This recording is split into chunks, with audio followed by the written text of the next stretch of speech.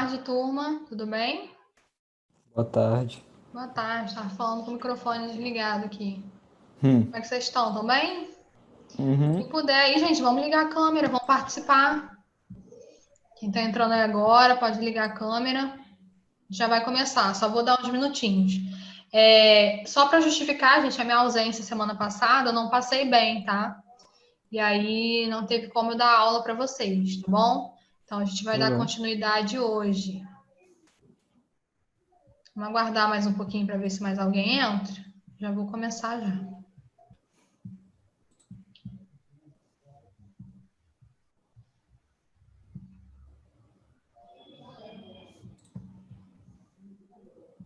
Deixa eu colocar os slides aqui. Só mais um minutinho para a gente começar. Pode pegar o material de vocês, o caderno, tá? Quem gosta de fazer suas anotações é importante.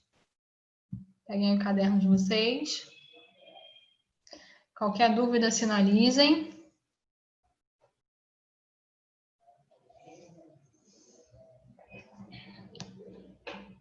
Quem estiver pronto aí já dá um ok para mim, por favor.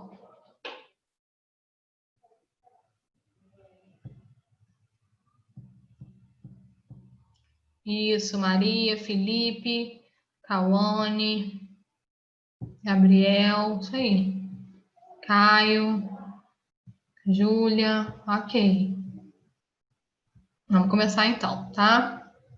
Então, dando continuidade aí ao sistema esquelético, nós vamos falar de ossos pneumáticos. Não sei se vocês já ouviram falar de ossos pneumáticos. Se alguém já ouviu falar aí, eu quero perguntar a vocês, porque existe um outro grupo de animal que também possui ossos pneumáticos. Alguém saberia me dizer? Quem também possui? Primatas. Além. Um grupo que não tem muito parentesco conosco. Ah. Falando Helena? segundo a linha evolutiva, né? Hum. Por que vocês acham que nós temos ossos pneumáticos? Ossos com esses furinhos dentro, com esses espaços. Olhem bem para eles aí, vou colocar eles de novo. Qual seria a vantagem evolutiva, né? Não sei. Alguém saberia? Não? Ideia. Beleza, então vamos lá. Ossos pneumáticos, se vocês observarem aí a massa óssea deles, a parte interna, ela não é condensada. A gente não tem o osso fundido nessa região da face, tá? Então, os ossos da face, eles são chamados de ossos pneumáticos, porque eles têm... Evelyn, nós vamos prosseguir, tá bom? Sistema esquelético, eu vou finalizar o sistema esquelético hoje, tá? Então, os ossos pneumáticos são ossos que têm essas aberturas, essas cavidades dentro da matriz óssea, tá? Então, a gente consegue perceber aqui, ó, um osso fundido, compactado. E aqui a gente consegue perceber um osso cheio de buraquinhos, tá? Tenho certeza que vocês já viram ossos assim, nas aves, tá? Quem falou aí? Gabriel. Falou galinha, Gabriel? Exatamente. Então, dever de casa para vocês. Quando vocês forem se alimentar aí de alguma ave, tá? Quebra o osso e vocês vão ver que o ossinho por dentro, ele tem um monte de espaços. Então, vocês já sabem agora que o nome desses ossos são ossos pneumáticos. Esses ossos têm abertura interna que vai facilitar o ar entrar nesses ossos, passar para a cavidade interna. Então, vai trazer leveza a esse osso. Se o osso fosse todo fundido, ele ia ser mais pesado. Então, as aves, por exemplo, elas têm ossos pneumáticos para facilitar na hora do voo. Então, justamente esses espaços preenchidos de ar vão facilitar a movimentação, o deslocamento delas, tá? Assim acontece conosco. Então, toda essa região da face, nós temos ossos pneumáticos que vai trazer leveza para essa região, tá? Então, traz leveza para a região da face. Por isso, nós temos esses ossos pneumáticos. Nas aves, por exemplo, o pulmão das aves tem cavidades, estruturas ligadas ao pulmão, chamados de sacos aéreos. Não sei se vocês já ouviram falar. Esses sacos aéreos, eles levam ar para os ossos, para o interior dos ossos. Então, a ave, ela fica leve, ela é levinha. Quem já pegou uma ave na mão, dependendo do tamanho, claro, você consegue perceber que ela é levinha, justamente por ter ossos pneumáticos, tá? Então, conosco acontece da mesma forma. Porém, toda essa região aqui, ó, né, essa região dos seios nasais, da cavidade nasal, nós produzimos muco nessa região.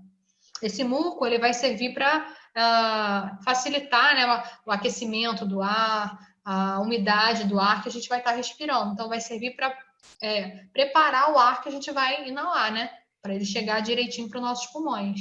Então, dependendo dessa produção do muco, esse muco ele pode cair nesses espaços aqui, ó, e ficarem presos ali. E aí, quando esse muco ele está associado a bactérias, por exemplo, bactérias patogênicas, causadoras de doenças, a gente pode desenvolver uma sinusite, uma doença relacionada a essa região que é chamada de sinus. Por isso, sinusite. Então, a gente tem uma secreção, eu particularmente tenho, não sei se mais alguém tem. Então, a secreção ela fica presa dentro dos ossos, dentro desses espaços. E aí começa a latejar, a gente sente dor, né? Dependendo aí da mudança do tempo, algum resfriado, a gente logo sente porque o osso ele tem esses espaços e tem muco ali dentro, tá? Então a gente tem que pensar aí que são importantes, né? Mas em algumas pessoas podem desenvolver uma doença chamada sinusite. Aí nós temos aqui a região frontal, nós temos, né, os seios frontais, nós temos os etimoidais, né, que é o osso etimoide, nós temos aqui os maxilares, ó, tudo furadinho por dentro, tudo osso pneumático, tá? Contendo ar dentro. E aqui eu coloquei para vocês, só para a gente relembrar um pouquinho de sistema respiratório, né? Que com certeza vocês já tiveram acesso, nós vamos ter ainda mais para frente. A gente consegue perceber que nós temos a cavidade nasal, né? A parte externa da cavidade nós temos o nariz. Aqui em cima fica o osso nasal, como eu já falei para vocês, a gente consegue perceber onde termina o osso e começa a cartilagem. Entrando nas narinas, a gente consegue perceber que tem pelos nas narinas que vão filtrar o ar que a gente respira. Mais adentro, ó, aqui, ó, saindo do nariz, né, entrando na parte interna do crânio, nessa parte frontal, nós temos as conchas nasais. Isso aqui forma a cavidade nasal, tá? Então, nós temos uma cavidade nasal interna aqui, ó, por onde o ar ele vai passar, ó, pelas narinas, passa pelo nariz, ele chega nessa região. Então, nessa região, ele já foi filtrado, ó, ele vai ser aquecido, umedecido, e ele vai descer para em contato com os nossos pulmões, tá? Para ele chegar lá da forma mais perfeita que ele tem que chegar. Então, se tem secreção nessa região, pode acontecer da secreção entrar para os ossos. Olha a proximidade aqui, tá? Por isso que gera a sinusite, tá bom? Nós temos aqui abaixo, no pescoço, um osso chamado de osso hioide, tá? Que é esse osso que nos meninos pode acontecer dele ser um pouco maior, né? Mais avantajado. Então, ele está na localização da laringe. Então, essa região aqui onde tem o osso hioide, se vocês colocarem a mão, essa região é chamada de laringe, a parte interna. No osso hioide acontece a fixação de músculos, e esses músculos vão facilitar no processo de deglutição. Então, quando você ingere algo, alguma partícula, tanto sólida quanto líquida, a gente consegue perceber a movimentação desse osso hioide, tá? Então, eles vão, se você tiver com uma água aí por perto, alguma coisa, engole, percebe a movimentação desse osso. Tá? Ele vai estar associado ao processo de deglutição, ele se move. Se vocês colocarem a mão de vocês e soltarem um ruído, falarem, por exemplo, vocês vão sentir também um tremor nessa região. Porque se é a laringe ela está conectada às cordas vocais, às pregas vocais. E aí, quando o ar passa, elas vibram e aí gera o som que a gente emite, que é a voz. A gente consegue perceber ao falar, né, uma vibração nessa região, tá? Então, nós temos aqui a imagem, ó, do osso hioide. Falando dos ossos do tronco agora, né, o esqueleto axial, saindo da parte da cabeça aí. Nós temos a coluna vertebral, ela é composta por vértebras, tá? Desde o pescoço até a parte do cóccix, mais abaixo, tá? Saindo das vértebras aqui, nós temos as costelas. Então, as costelas, elas formam a nossa caixa torácica, nossos ossos do tronco. Elas partem das vértebras e elas vêm, ó, e se fundem a um osso que nós temos aqui no meio, que é chamado de esterno. Tá? E aí vai formar a nossa caixa torácica toda fechadinha para proteger os órgãos vitais que estão ali dentro. No caso, os 2 pulmões e o coração, tá? Lembrando que passa também a traqueia, passa o esôfago. Então, nós temos vários órgãos nessa região, tá? Além de glândulas também. Então, na coluna vertebral, nós temos as vértebras, um total de 33 vértebras sobrepostas. Por que sobrepostas? A gente consegue perceber aqui abaixo, ó, que fica uma sobre a outra, né? Uma abaixo da outra. Elas ficam sobrepostas, tá? É claro que entre elas existe cartilagem. Então, a gente não tem osso batendo em osso. Normal, né? Então, a gente tem entre elas uma cartilagem que vai estar entre essas vértebras aí, justamente para não acontecer atrito entre elas, tá? A quantidade de vértebras, mais para frente, vocês vão ver que ela também muda de acordo com a idade. Criança tem um total de vértebras, adulto tem outro total de vértebras. Então, nós percebemos que, além do osso ilíaco, além dos ossos do crânio, que a gente consegue perceber a contagem diferente em crianças e em adultos, a gente consegue perceber também que vértebras têm uma contagem diferente em crianças e em adultos. Por isso que crianças têm maior quantidade de ossos do que adultos.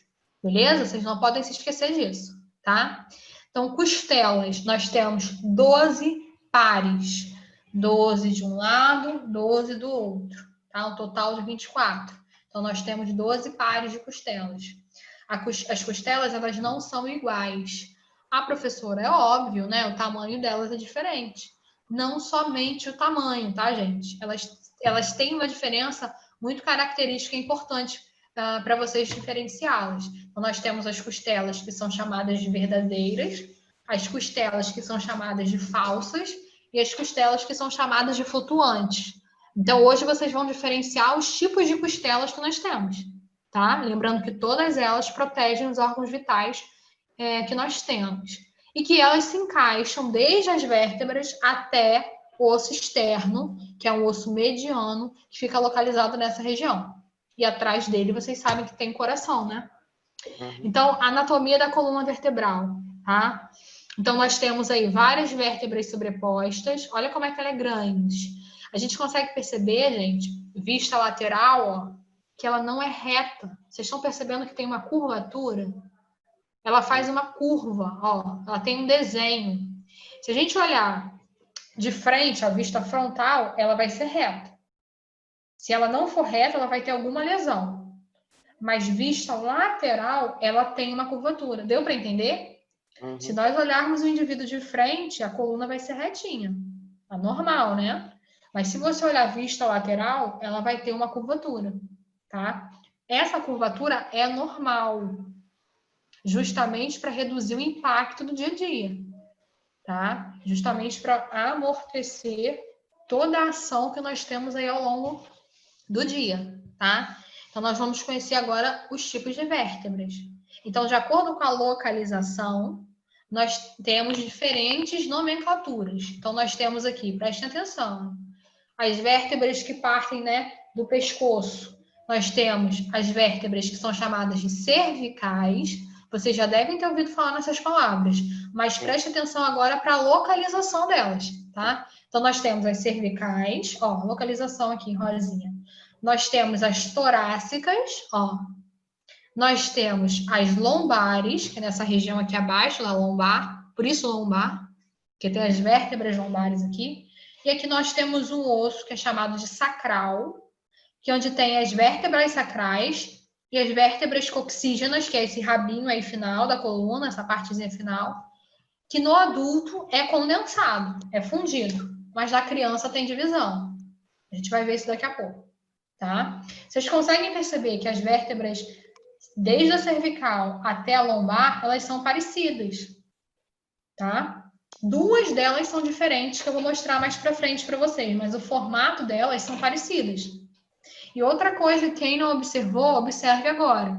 Nas vértebras torácicas, tórax, tem quantas costelas aí? Quantos pares que eu falei para vocês? 12. Justamente o número de vértebras torácicas. Isso aí é um macete para vestibular. Então, vocês têm que saber aí que nós temos 12 pares de costelas. Então, nós temos 12 vértebras torácicas. Por quê? Porque cada par parte justamente de uma vértebra torácica. E aí vai compor toda a cavidade torácica. Tá? Presta atenção, hein, gente. Outra coisa importante também, deixa eu mostrar o formato dela. Vamos voltar aqui. Outra coisa importante também é que dentro das vértebras nós temos um espaço por onde passa a nossa medula espinhal. Então, nós temos aqui, ó, partindo do encéfalo, nós temos um tubo, que é chamado de medula espinhal, que está passando aqui, ó, dentro das vértebras. Então, as vértebras, ó, elas são todas fechadinhas, protegendo algo muito importante que tem ali dentro.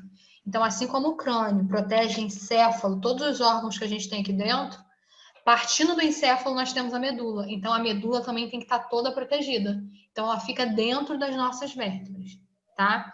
Essa projeção aqui, ó, que é um processo espinhoso, né, que temos nas vértebras, é o que nós conseguimos sentir quando a gente coloca a mão aqui atrás.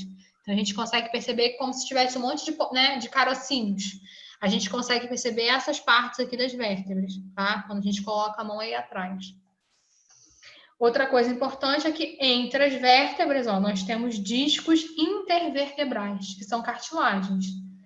Professora, cartilagem como a do nariz, como a da orelha? Não, é uma cartilagem muito rígida, mas ela vai facilitar, ó, o impacto acontecer. Então, nós temos a curvatura e entre as vértebras nós temos discos de cartilagem. Então, ó, ao longo do tempo, com o esforço que a gente faz, ela vai amortecendo essa dinâmica aí que nós temos de andar, de pegar as coisas, né, pegar peso, enfim, tá? Para evitar com que a coluna seja sobrecarregada. Aqui é a curvatura que eu falei para vocês. Essa curvatura, ela vai sendo desenvolvida ao longo do tempo, tá? Então, quando um bebezinho nasce, olha a imagem do feto aqui. Essa curvatura, ela é diferente, ela tem um formato de U, né? Quase um U, voltadinha aí para dentro. Então, a gente consegue perceber que o feto, ele não tem muita curvatura. Então, quando o bebê nasce, além de cartilagens, muitas cartilagens pelo corpo, nós percebemos que a coluna não tem a curvatura que vai facilitar no processo de locomoção. Então, o bebezinho ele vai começar a fazer uns movimentos, aí depois vai começar a querer virar para um lado, virar para o outro, né? Assim, depois ele começa a engatinhar. Aí vai começar a mudar. Olha aqui, ó, no processo de engatinhar, a mudança da curvatura já começa a acontecer. Então, ele não começa a andar do nada. Primeiro tem todo um processo. Ele vai começar a fazer movimentação leve, depois ele vai começar a engatinhar, depois ele vai começar a ganhar firmeza, ó, e vai conseguir andar perfeitamente, tá? E aí, ao longo dessas etapas, a curvatura vai mudando ainda mais. Então, a gente percebe aqui, ó, no feto, ó, no recém-nascido, tem a curvatura, mas ainda é muito pouca. Numa criança de 4 anos, né, que consegue se locomover, a gente consegue perceber que a coluna já não está mais igual, ó, ela já tem uma curvatura bem boa, mas ainda vai modificar em grande escala. Então, a gente pega um adulto aqui, ó, olha a curvatura do adulto, completamente diferente. E existem curvaturas diferentes para cada região, estão percebendo? Ó, a cervical tem uma curvatura específica, a torácica tem outra curvatura, ó. A lombar já tem outra, a sacral também, tá? Então, é essa curvatura que vai fazer com que a gente consiga nos locomover, pegar as coisas, pegar peso, enfim, tá? Vamos para a nomenclatura agora. Preste atenção. Nós temos vértebras cervicais, 7 vértebras cervicais. Imaginem se nós tivéssemos um nome para cada vértebra. Ia ser fácil de lembrar? Nem um pouco. Nem um pouco. Então, como que em anatomia, como a gente dá a nomenclatura das vértebras? Nomeia através C, que é cervical, C. Se é de 1 a 7, então vai ser C1, C2, C3, C4, C5, C6, C7. Então, se acontecer uma fratura na C3, o médico já sabe onde é. Tá falando da cervical número 3, tá? Aconteceu uma fratura na C5, cervical número 5, tá? Então, acontece dessa forma a nomenclatura.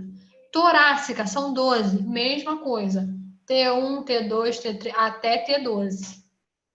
Lombar, L1, L2, L3, L4, L5, é até a quantidade que tem, tá? As vértebras sacrais, elas são fundidas em adulto, então a gente chama S1, S2, S3, S4, S5.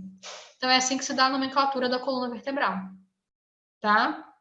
Tem nada de complicado, exceto as duas primeiras cervicais. São as únicas exceções, se vocês quiserem anotar aí, tá bom? Então, a primeira cervical é C1, a segunda cervical é C2. Elas têm um nome específico, porque elas têm um formato diferente. Todas as vértebras, elas vão ter o mesmo formato, porém tamanhos diferentes, óbvio. Porém, a C1 e a C2, elas têm formato diferente, tá? A C1 ela é chamada de Atlas e a C2 ela é chamada de Axis. A C1 ela é chamada de Atlas e C2 ela é chamada de Axis, tá bom?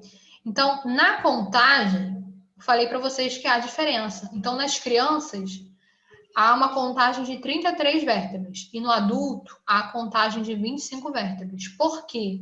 Lembra que eu falei que no adulto as vértebras sacrais e as coxígenas, que é aquele finalzinho da coluna, elas são fundidas? Então, na criança, nós temos 7 cervicais, 12 torácicas, 5 lombares, 5 sacrais, 4 coxígenas. No adulto, acontece das sacrais se unirem às coxígenas.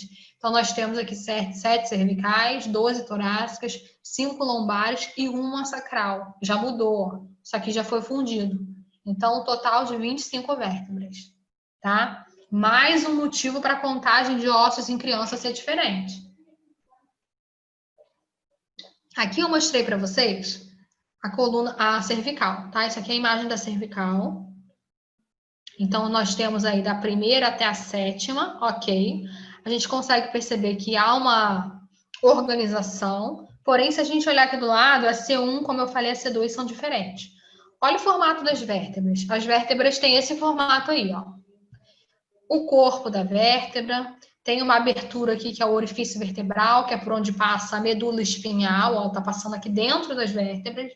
Nós temos esses processos aqui espinhosos, ó, tá? Que a gente consegue sentir aqui atrás. Beleza, as vértebras são assim. Olha a C1 e a C2 como é diferente. Ó, voltando lá. Vértebra normal, ok. C1 e C2, elas são diferentes. Por quê?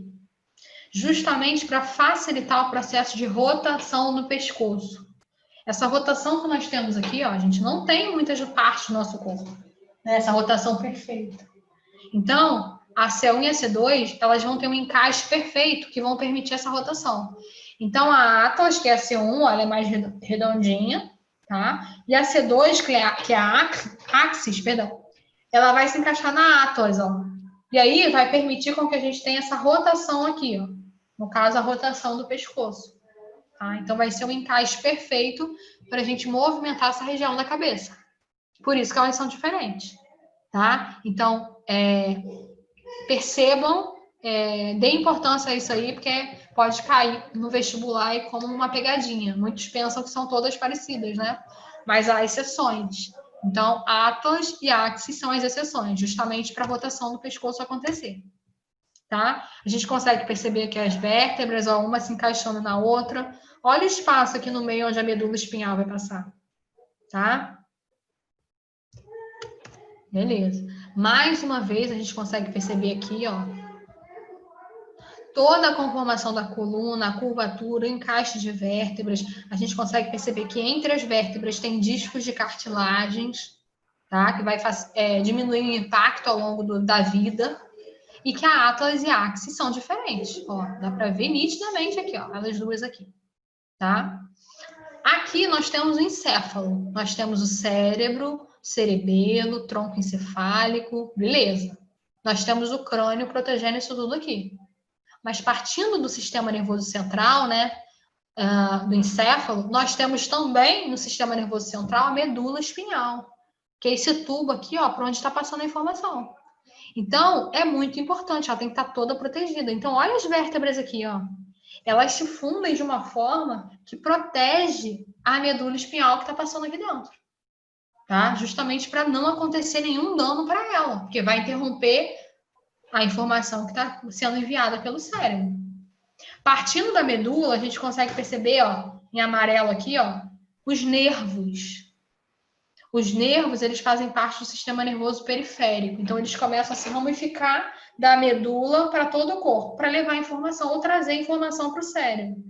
Então, nosso sistema nervoso central, ele parte do encéfalo, vem pela medula espinhal, se ramifica pelo corpo. E a gente tem nosso sistema sensorial todo formado, tá? Até aqui tudo bem, gente?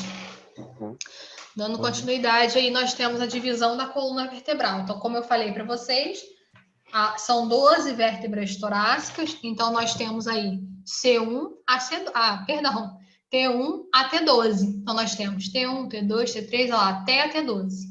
Sabendo que há uma comunicação direta com as vértebras torácicas e as costelas.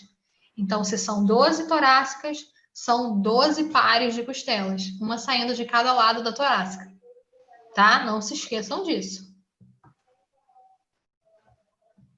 Aí aqui, mais uma vez, a gente consegue ver as vértebras em branquinho, aqui em amarelo a medula espinhal e aqui os nervos, ó, partindo da medula espinhal.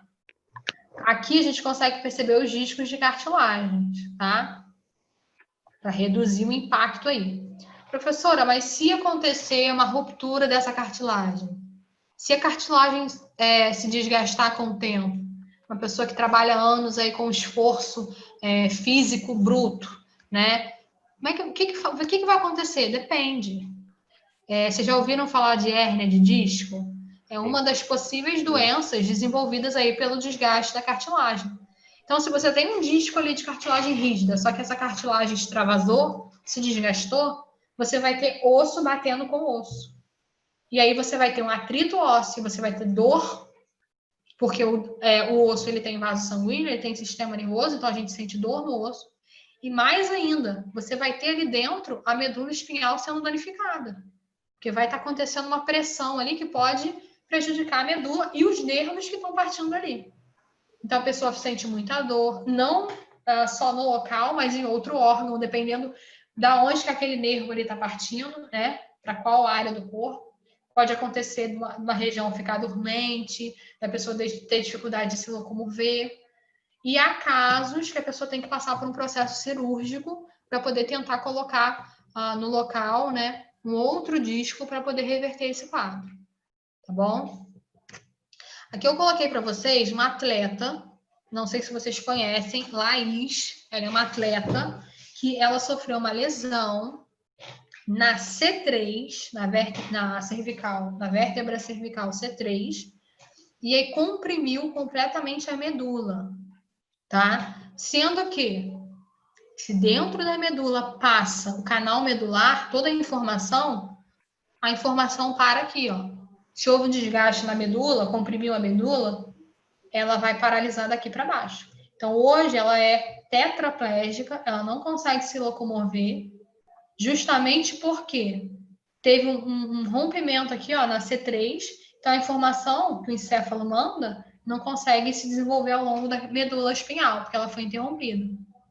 E aí, hoje existem vários investimentos aí para ela voltar, né, para retomar, né, a movimentação e tal, mas é muito complicado, porque mexeu no sistema nervoso central.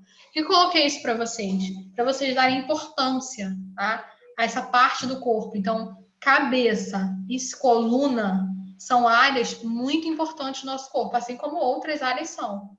Mas qualquer lesão nas vértebras, dependendo da lesão no cérebro também, pode desenvolver uma doença muito grave, né? Uma perda de movimentos e até mesmo a morte.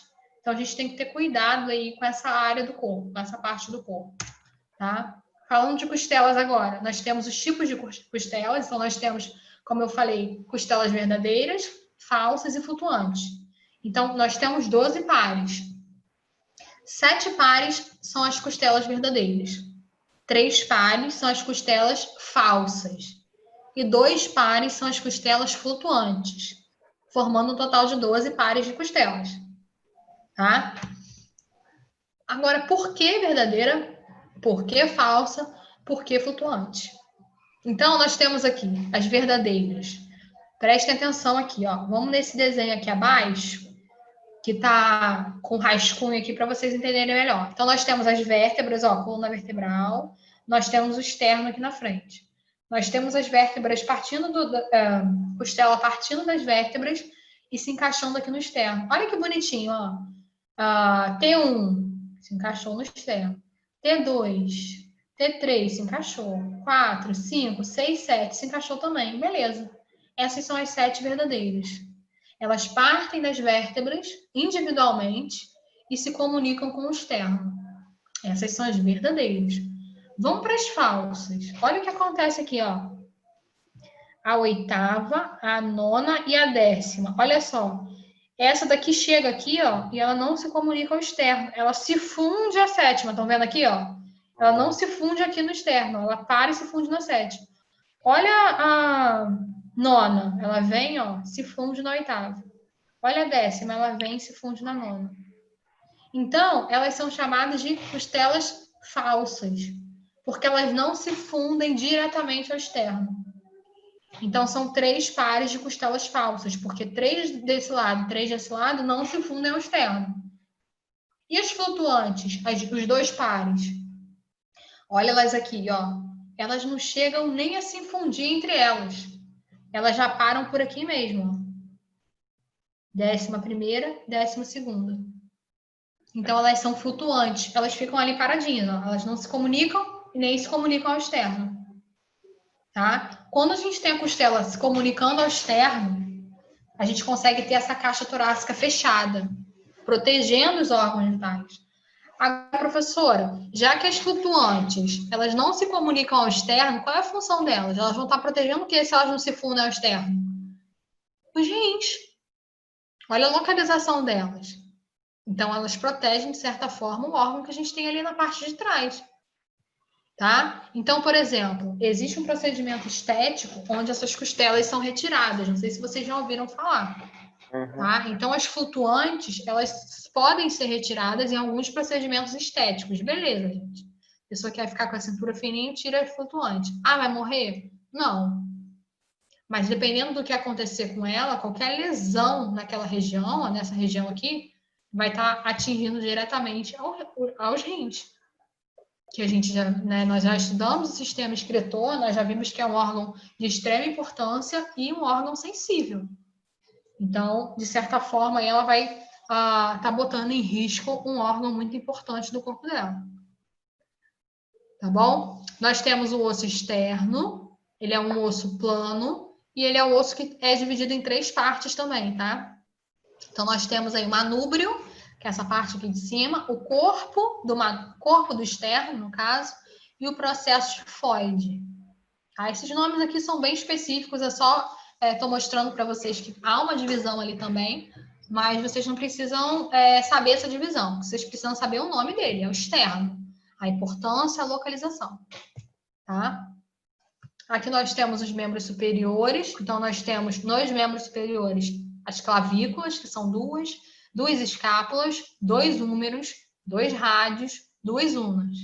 Nós temos ossos do carpo, metacarpais e as falanges. Nós temos aí um membro superior, todos os ossos que formam um membro superior. Nós sabemos que o membro superior ele faz parte do esqueleto apendicular superior. Então, nós temos a cintura escapular e membros superiores. Tá? Então, na cintura escapular, nós temos 2 clavículas, mais uma vez. 2 clavículas e 2 escápulas. Nós temos o húmero, nós temos o rádio, nós temos a una. Nós temos ossos do carpo, metacarpais e ossos dos dedos, que são as falanges. Falanges proximais, falanges médias e falanges distais.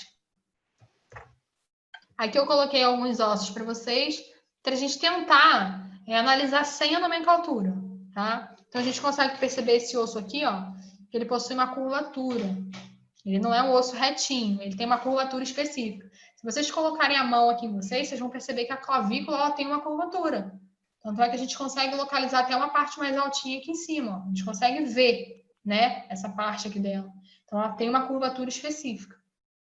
A escápula, ela também tem uma característica dela, né? Tem um formato específico. Então, a escápula está lá atrás. Dependendo da movimentação que a gente faz com o braço, a gente consegue visualizar a escápula, o formato dela, tá? Aqui nós temos um húmero, dá para vocês verem que é um osso grande também. Nós temos aqui a epífise, né? Como a gente já estudou, a diáfise, que é essa parte aqui. Nós temos aqui todos os ossos que formam a mão, ó. Nós temos o rádio, temos a ulna. Aqui nós temos a tíbia, ó, esse ossão aqui é tíbia e aqui fíbula. Não confundam com rádio e ulna, tá? O tamanho da tíbia, ó, é completamente diferente. Olha aqui o formato dela. E a fíbula é menorzinha, comprida, mas é mais fininha, tá? Aqui é o rádio e aqui é a ulna, tá bom? Só para vocês saberem identificar aí os ossos. Então, nós temos as falanges, ó, proximal, média, distal, metacarpais, carpais. E aqui eu coloquei para vocês os nomes dos dedos, tá? Para quem não conhece aí, ó, polegar, indicador, médio, anelar e mínimo. Só como curiosidade. Uma coisa legal para vocês saberem é que na perícia, né, quando a gente vai fazer, quando vão fazer, no caso dos peritos, a análise de cadáver, né, no caso se for carbonizado, ou o processo de decomposição já está bem intenso e não dá para identificar o sexo do indivíduo, existe um osso que dá para distinguir se é mulher ou se é homem, tá? Que é o osso do sacro, que é o osso da pelve, esse ossão que nós temos aqui, ó, que as pessoas chamam de bacia. Então, nós temos uma abertura no meio desse osso, ó. Porém, a abertura do homem é menor que da mulher. A mulher, ela tem um ângulo maior. Coloquei para vocês aqui o ângulo, ó. O ângulo feminino gera aí, ó, de 80 a 85, esse ângulo aqui, tá? Da pelve. E o masculino, 50 a 60 de angulação. Então, o da mulher tem uma abertura muito maior. Por que da mulher tem uma abertura maior que a do homem, gente? Quem poderia me dizer aí? Pra caber o O que vocês útero. acham? Para caber o útero? Pensa mais um pouquinho. O que vai passar ali dentro? Também tem a vagina e o canal da uretra ligado com o útero. Não. Não, né? Para o bebê poder. Exatamente. Justamente para o bebezinho passar. Uhum. Então, a cabeça ela tem que passar por dentro desse osso, assim como o corpo, no parto normal, né? Então, a angulação da pelve feminina ela é diferente, ela tem que ter uma abertura maior. Então, o ângulo é maior. Então, dá para identificar dessa forma, tá? Além disso, a gente consegue perceber que esse osso da pelve aqui, ó, aqui tem uma cartilagenzinha, estão vendo? Ó, tanto no homem quanto na mulher. Mas no da mulher, também na hora do parto, ela não vai romper a cartilagem, claro, mas vai dar uma pressãozinha ali que pode abrir um pouquinho mais esse ângulo aí também na hora do parto normal, tá bom? É importante vocês saberem aí. Aqui nós temos o osso do quadril, uma radiografia de uma criança. Então a gente consegue perceber que existem cartilagens dividindo o osso. Na gente ele está fundido, mas na criança ele não está. Então por isso que a contagem é diferente, né? Como a gente vem falando aí pelas aulas. Então nós conseguimos ver aqui, ó, que existe um espaço aqui, existe um espaço aqui, ó. Existe aqui e existe aquela cartilagem aqui, ó. Justamente esse osso, né, ele é dividido em 3 partes. Íleo, ó, na criança aqui, ó, parte amarela, isquio em azul e pubis em vermelhinho. Tá? A gente consegue ver a divisão perfeita nessa radiografia aí de uma criança, tá? Contendo cartilagem em crescimento, decrescimento, né? Aqui a gente consegue perceber o fêmur, ele tá em processo de secação, ele tá seco, né? Próprio para estudo. A gente consegue perceber que é um osso longo, mais longo, né? Nós percebemos aqui a cabeça do fêmur, a epífise, aqui abaixo a diáfise, ó, a epífise aqui, ó, tá viradinho ao contrário. A diáfise, tá? Nós conseguimos ver também todo o canal medular que existe dentro dele. Aqui tá em vermelho sobressaindo, muito importante para o nosso corpo. Aqui a gente consegue perceber que o fêmur, ó, ele está conectado a essa parte do joelho, formando, junto com a tíbia e a patela, vai formar toda essa parte do joelho.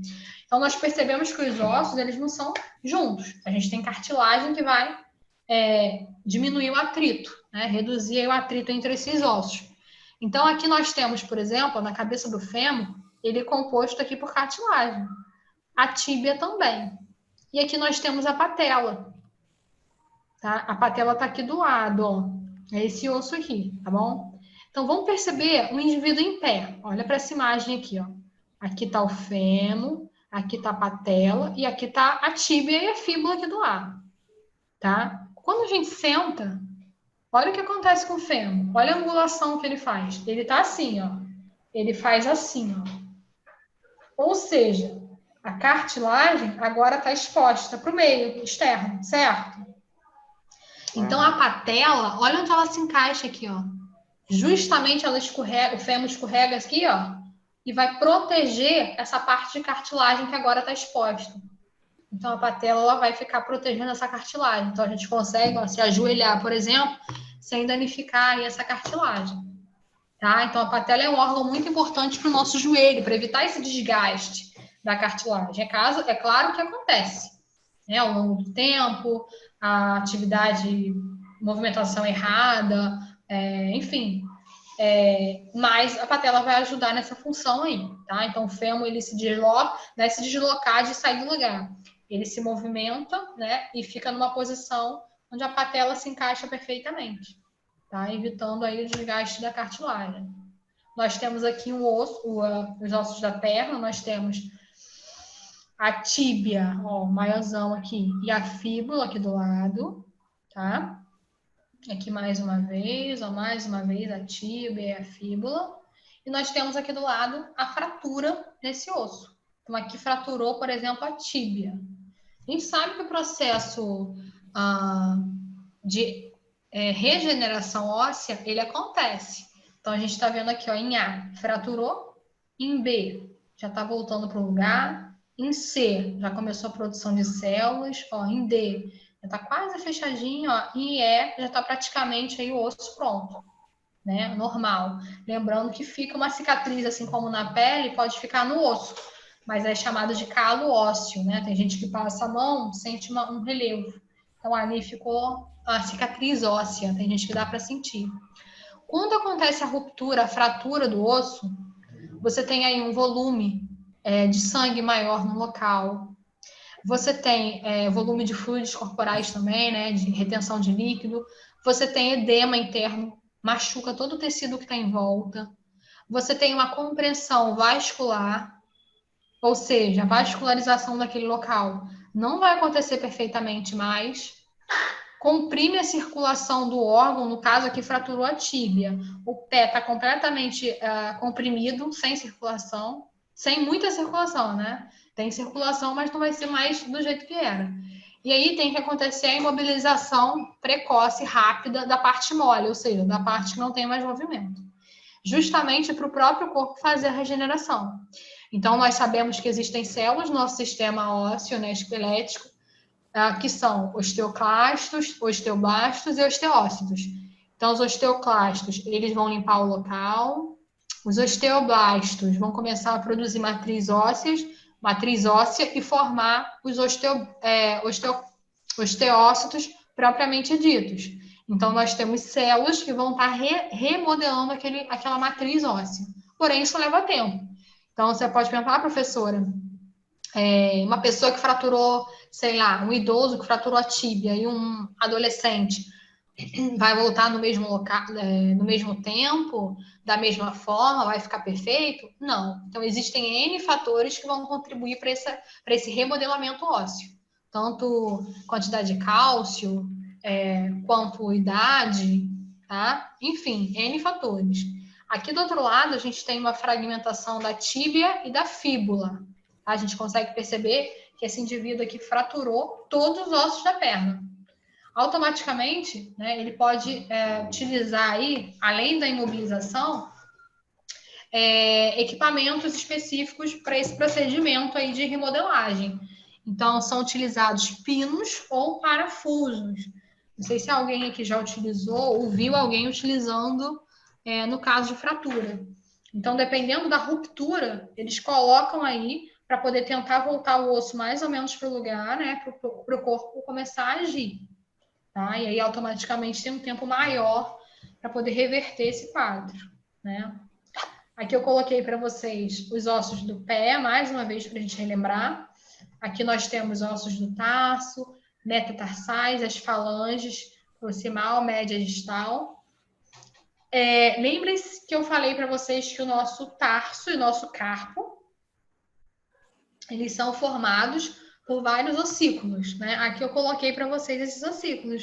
Então, nós temos aí o cuneiforme medial, intermediário, lateral, nós temos o cuboide, navicular, talos e o calcâneo, que é esse aqui que a gente coloca a parte de trás do pé no chão, tá? Esse é o calcâneo. Aqui existe nessa imagem, né? Tá mostrando aí uma doença, mas não é uma doença, uma deformidade, melhor dizendo, tá? Onde o osso do hálux, que é o dedão do pé, como se fosse polegada, gente, é o dedão do pé. Tanto as falanges quanto o osso metatarsiano, ou seja, o metatarso, esse aqui, ó, ele fica no local errado. Isso aí pode ser por N fatores, tá? Pode ser predisposição genética, de acordo com a hereditariedade, né? Se tem muitos casos na família. Pode estar associado a alguma outra doença do corpo, ou utilizar sapatos apertados, muito apertados, acaba separando o dedo, afastando o dedão, tá?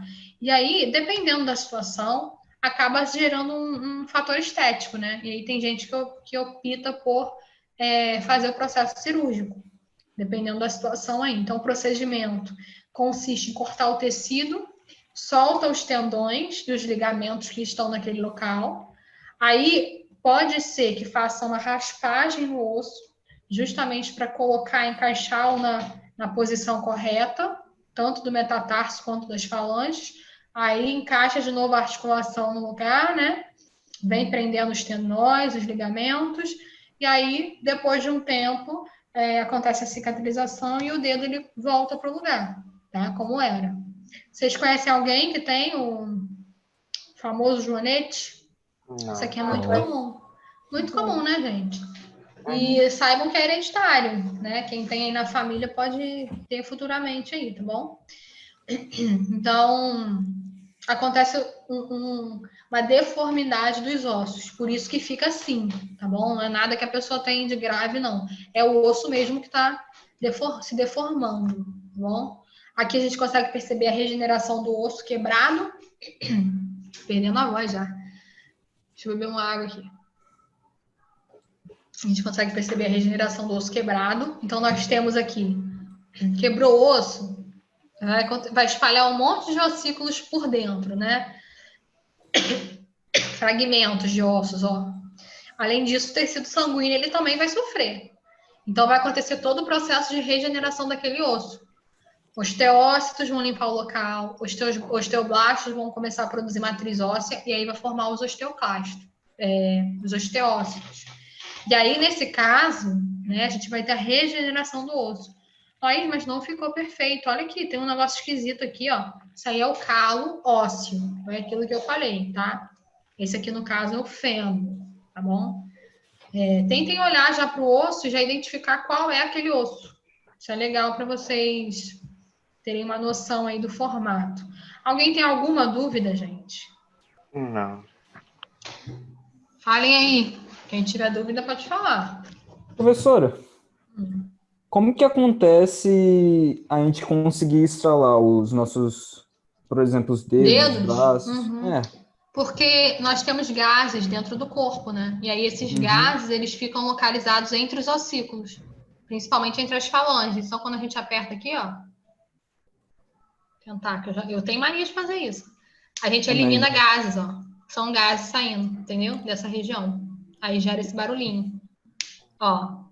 Muito bom, né? E dá uma sensação de alívio, né? Uma sensação boa. Professora, isso prejudica alguma coisa? Não, né? Porque então, tem gente que fala que engrossa os dedos, mas particularmente eu sempre faço isso.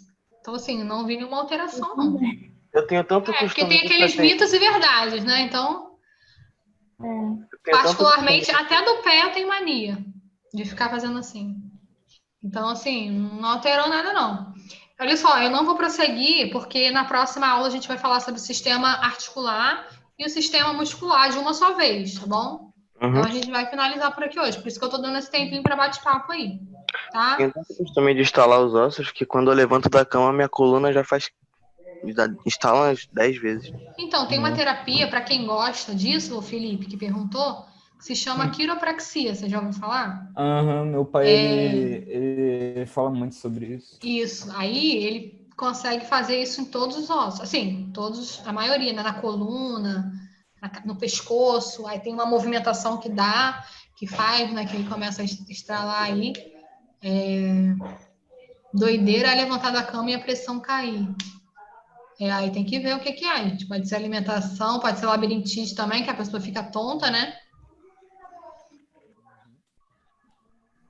Beleza, gente? Como é que tá indo nessa matéria aí? Deu para identificar bastante ossos? Vocês estão sabendo identificar? Estão gostando de se autoconhecer? Então, vocês já sabem aí vários ossos do corpo de vocês, né?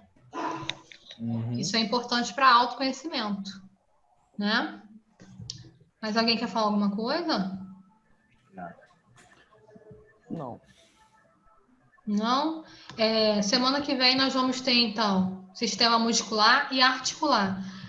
Qual é a relação aí da gente estar estudando esses dois sistemas se estendendo ao sistema esquelético? Por que a gente vai dar continuidade com esses dois sistemas e não o sistema respiratório, por exemplo? Porque eles fazem parte do sistema locomotor. Exatamente. Então, esses três sistemas aí estão associados, formando um único sistema, que é o sistema locomotor. O legal é quando você é magro, você aprende na prática. Legal é vocês pegarem também imagens de esqueleto e tentarem identificar, tá? Pesquisa na internet aí, sem o nome, aí vocês vão tentando localizar cada órgão, cada osso, tá? É importante também, vocês tentarem fazer isso para fixação, tá bom? Ok. Nós vamos finalizar um pouquinho mais cedo a aula de hoje, então, tá, gente? Se alguém não tiver nenhuma dúvida, a gente pode estar finalizando. Tá? Vocês querem falar mais alguma coisa? Não. Tranquilo? Sem dúvida? Tranquilo? Todo mundo pronto, então, para a semana que vem? Sistema articular e muscular, né? Beleza. Vamos acelerar aí na participação, tá, gente? Vocês ficarem mais ativos aí durante a aula, tá bom? Quero ver a participação de vocês aí. Fiquem com Deus, então. Um beijo a todos. Até semana que vem, tá? Obrigado. Até Tchau. Até, Laís. Até.